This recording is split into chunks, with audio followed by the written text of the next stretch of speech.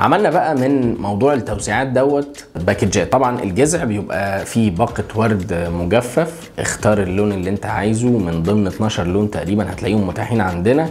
اختار العبارة اللي انت عايز تكتبها، واختار الاسمين، واختار التاريخ اللي انت عايز تكتبه بالتفاصيل اللي انت عايز تكتبها، بالفونت، بالمكان اللي هنحط فيه.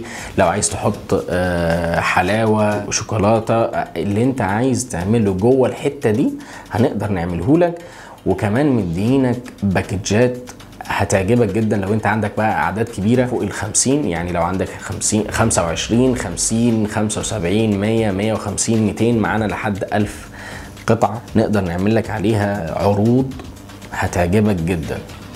اسال عن باكجات التوزيعات لجذوع الاخشاب وكلمنا على الواتساب او على رسائل الصفحه، وهتلاقينا بنتواصل معاك على طول وبنقول لك على كل التفاصيل. وطبعا هنديها لك خلصانه، انت مش هتتعب في ولا حاجه. قول لنا بس انت عايز تعمل ايه جوه الحته دي ومالكش دعوه.